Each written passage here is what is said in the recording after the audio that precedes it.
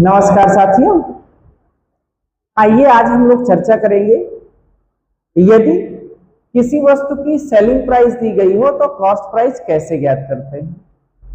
तो साथियों देख रहे हो आपके पास सामने एक प्रश्न दिख रहा है। एक व्यक्ति किसी वस्तु को रुपए 222 में बेचता है जिससे उसे 20% का लाभ प्राप्त होता है, तो वस्तु का क्रय मूल्य ज्ञात कीजिए। तो साथियों यहाँ पे आपको क्या दिया गया है, सेलिंग प्राइस दी गई है। क्या दी गई है, सेलिंग प्राइस। सेलिंग प्राइस है 222 रुपए। 20% का लाभ होता है, यानी प्रॉफिट कितना दिया गया, तो प्रॉफिट दिया गया 20% का। आपसे पूछ क्या रहा है साथियों, तो क्रय मूल्य पूछ रहा है, मतलब कि सीपी आपको बताना है कि क्रय मूल्य कितना है। तो आप एक चीज यहां पे देख रहे हैं, आपको विक्रय मूल्य दिया गया है। दिया क्या गया है, तो 20% प्रॉफिट के बाद, इसका मतलब 222 120% का मान दिया गया है। और आपको निकालना कितना है, 100% निकालना है, यानी कि क्रय मूल्य निकालना है। तो यानी सीपी बराबर हम ये कह सकते हैं SP into 100 upon 100 plus minus profit या लॉस। ठीक साथियों, तो यहां पे आपकी सेलिंग प्राइस कितनी है, तो सेलिंग प्राइस है 222 इंटू 100 अपॉन आपके पास जो प्रॉफिट परसेंट है वो 20 है, तो यहां पे हो गया 100 प्लस 20, 100 प्लस 20। तो ये आपका हो गया साथियों 222 गुणे 100 बटे 120, 100 बटे 120। तो आप देख रहे हैं ये जीरो से जीरो क्या हो जाएगा, कैंसिल हो गया। अब इसको हम 2 से काटें तो 2 पंचे 10, इसको 2 से काटें तो 2 छह 12। अब साथियों इन दोनों को किससे काटा जा सकता है, तो देखिए जरा इसको 6 से काटिए, 6 तिरिक 18, 4 22 42 हो जाएगा, 6 सते 42। अब आप 35 को 5 से गुणा कर लो, 5 सते 35 और 5 तिहाई 15, 15 और 3 18। यानी जो आपकी कॉस्ट प्राइस आई वो कितनी आ गई साथियों, तो 185 रुपए। यानी डी ऑप्शन आपका क्या है, वो सही है। अब आपको लग रहा होगा कि सर ये फार्मूला इतना बड़ा याद करना पड़ेगा। फार्मूला मेरे साथियों याद करने की जरूरत नहीं है, आप फिर से समझिए इसको कि हम कैसे और बना सकते हैं। आपको मैं पिछली क्लासों में इन चीजों की चर्चा किया है कि फ्रैक्शन वैल्यू से अगर इस सवाल को बनाया जाए तो 20% की जो फ्रैक्शन वैल्यू होती है वो होती है साथियों 1/5 होती है। तो 5 यहाँ पे क्या है, आपका क्रय मूल्य है और 1 रुपए आपकी क्या है, वो प्रॉफिट है। यानी अगर यहाँ हम सीपी की बात करें तो सीपी हमारा कितना है, वो 5 रुपए है। तो एसपी कितना हो जाएगा, 5 रुपए में 1 जुड़ जाएगा तो कितना हो जाएगा, 6 रुपए हो जाएगा। अब साथियों 6 की वैल्यू आपको कितना दी गई है, 222। यानी हम ये कह सकते हैं 6 यूनिट का जो मान दिया गया है वो कितना है, 222 है। तो यहां से 1 यूनिट अगर हम कैलकुलेट करें कि 1 यूनिट का मान कितना होगा, तो आप कह सकते हो 222 बटे 6। अब 6 से अगर इसको हम काटें तो 6 तिरिक 18, 4 बचेगा तो 42 हो गया, 6 सते 42। 1 यूनिट अगर 37 के बराबर है तो 5 यूनिट कितने के बराबर होगा, 5 यूनिट ही आपका सीपी है, जो 37 गुणे 5 बराबर कितने के हो जाएगा, 185 हो जाएगा। D option. साथियों और कैसे इसको कर सकते हैं, इसी फ्रैक्शन वैल्यू से अगर हम और समझने की कोशिश करें तो हमको ये पता है कि 20% प्रॉफिट पर यह वस्तु बेची जा रही है।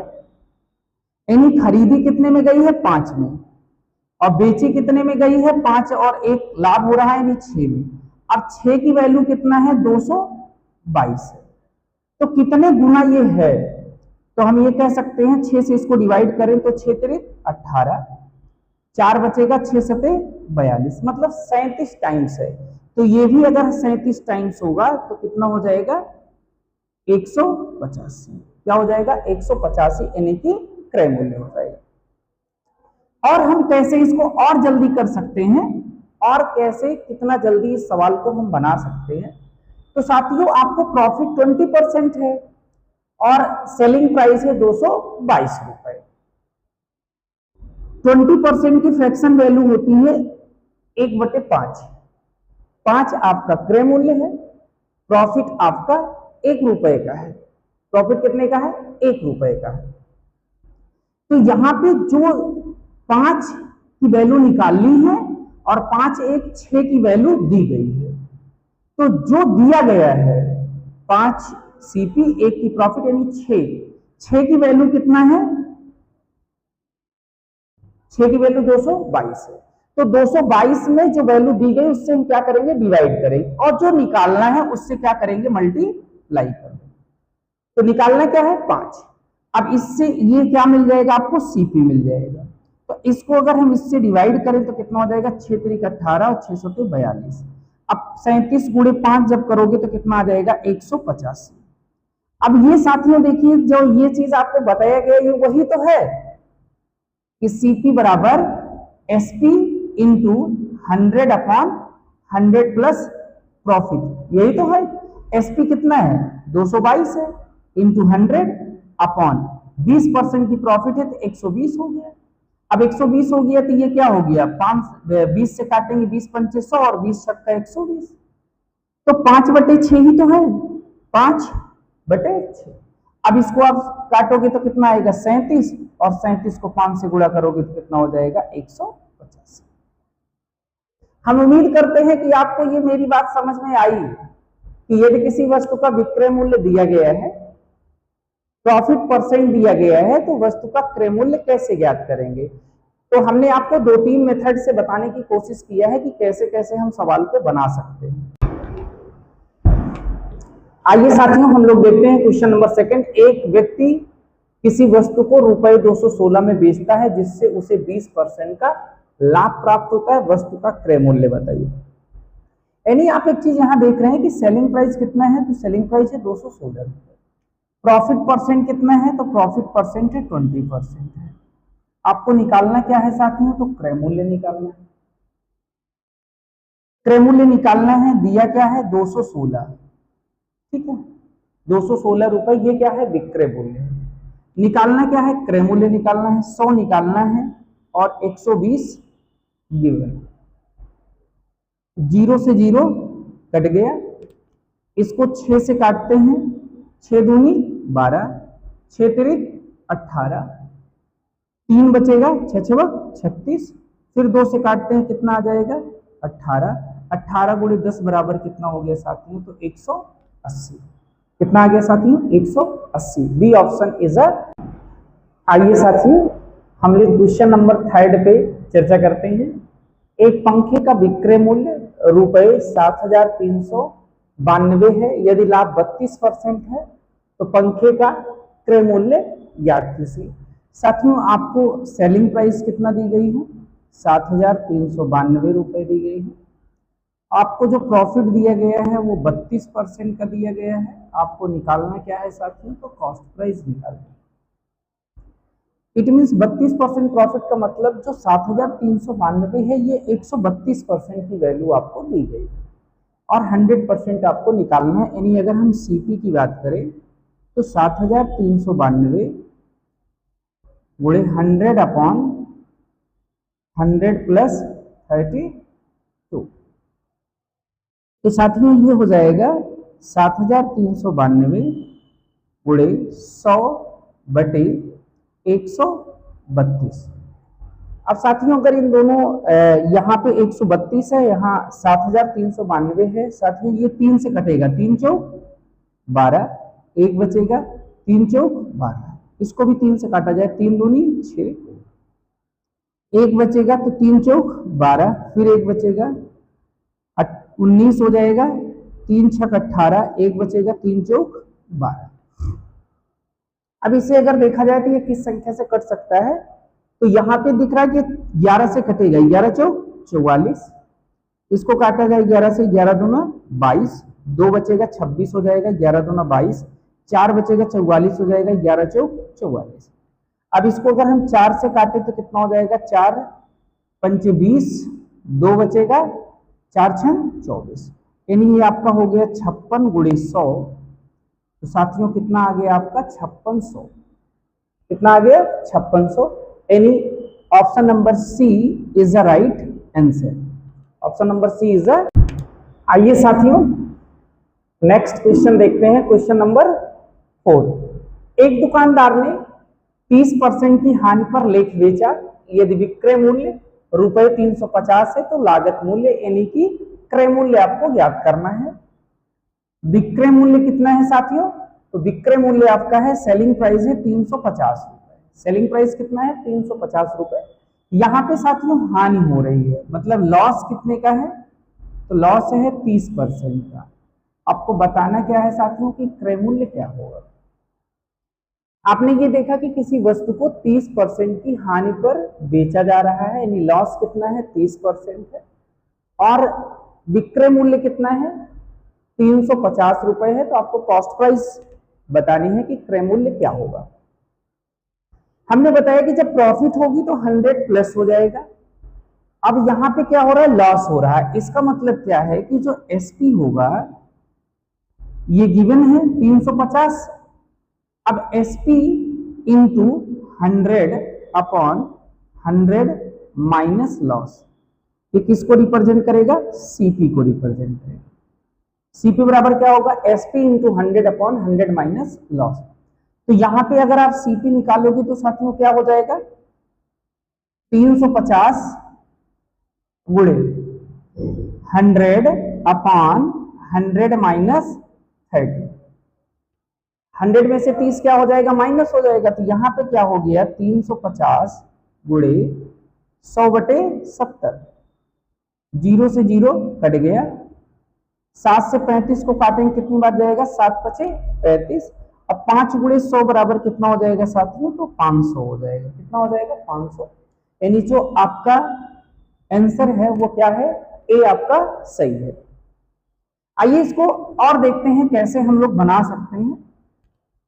साथियों 30% का लॉस है, तो 30% लॉस का 30% की जो फ्रैक्शन वैल्यू होती है वो 3/10 होती है।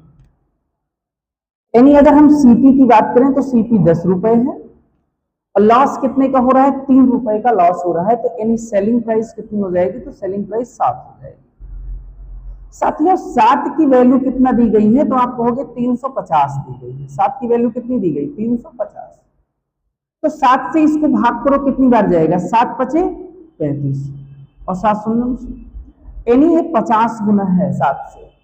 तो इसका मतलब जो क्रय मूल्य होगा वो भी कितना गुना होगा, तो 50 गुना होगा, यानी कि क्या हो जाएगा 500 रुपए। क्या हो जाएगा साथियों, 500 रुपए हो जाए। तो ये जरूरी नहीं है कि आप जो है हमेशा फार्मूले पे रख के लगाएं, ऐसा कुछ नहीं है, फार्मूला है ही नहीं है। आपको एक चीज केवल समझ के रखना है कि जो कॉस्ट प्राइस होती है वो 100 होती है, जो सेलिंग प्राइस है यदि प्रॉफिट होता है तो 100 प्लस हो जाएगा, और यदि लॉस होता है तो 100 माइनस हो जाएगा। बस इतनी 2 बातें आपको याद रखनी है। कॉस्ट प्राइस हमेशा क्या होगा, 100% होगा, प्रॉफिट है तो 100 प्लस और लॉस है तो 100 माइनस। आइए साथियों और नेक्स्ट क्वेश्चन पे चर्चा करते हैं, क्वेश्चन नंबर 5। क्वेश्चन नंबर 5 क्या कह रहा है कि एक वस्तु का विक्रय मूल्य रुपए 402 है, यदि इसे 35% के हानि पर बेचा जाता है तो इसका क्रय मूल्य क्या होगा। क्रय मूल्य क्या होगा, क्रय मूल्य क्या होगा। तो साथियों यहां पे वही बात यहां पे भी कर रहा है, मतलब सेलिंग प्राइस आपके पास कितना है, तो 402 रुपए है, लॉस कितना है, तो 33% है। लॉस कितना है, 33% है। आपको निकालना क्या है, तो आपको निकालना है क्रय मूल्य निकालना है। तो क्रय मूल्य बराबर हो जाएगा, विक्रय मूल्य कितना, 402 गुणे 100/100 माइनस 33। 100 में से 33 घटा देंगे तो आपका कितना आ जाएगा, 100 में से 33 जब माइनस करेंगे बेटा तो आएगा 67, 67। अब क्या है कि 67 से डायरेक्ट इसको डिवाइड करना पड़ेगा। अब डायरेक्ट डिवाइड करेंगे तो आपको एक चीज ये देखना है, क्योंकि 67 की टेबल आपको ना याद हो कोई दिक्कत नहीं है, ये जरूरी नहीं 67 की टेबल आपको याद हो, आपको 7 की टेबल याद होनी चाहिए। अब 7 की टेबल जब हम पढ़ेंगे तो 2 कब आएगा ये हम देखते हैं। तो 7 छंग 42, यानी 7 को जब हम 6 से मल्टीप्लाई करते हैं तो 2 आता है यूनिट डिजिट। इसका मतलब ये क्या, इसको 6 से मल्टीप्लाई करने पर ये आएगा, हम चेक करते हैं। तो 6 सते 42, हासिल है 4, 6 छक 36, 36 4 40। इट मीन्स ये 6 बार जाएगा। कितनी बार जाएगा? 6 बार जाएगा। तो आपका कितना हो गया क्रय मूल्य? तो क्रय मूल्य हो गया आपका 600 रुपए। कितना हो गया साथियों? 600। यानी A option is a right answer. हम ये उम्मीद करेंगे कि हमने आपको ये समझाने की कोशिश की है कि यदि किसी वस्तु का विक्रय मूल्य दिया गया हो, लाभ परसेंट दिया गया हो या हानि परसेंट दी गई हो, तो हम कॉस्ट प्राइस यानी क्रय मूल्य को कैसे याद करेंगे। साथियों आपको ये क्लास कैसी लगी, आप एक बार पूरी क्लास को देखिएगा। देखने के बाद आप अपने विचार कमेंट बॉक्स में जरूर एक बार लिखिएगा, जिससे हमको ये जानकारी मिल सके कि ये क्लास आपको कैसे लग रही है। और हम उम्मीद करेंगे कि यदि कोई दिक्कत आपको आ रही है तो आप उसको जब कमेंट बॉक्स में लिखेंगे तो हम उसको दूर करने की पूरी कोशिश करेंगे। अगले क्लास में मिलते हैं।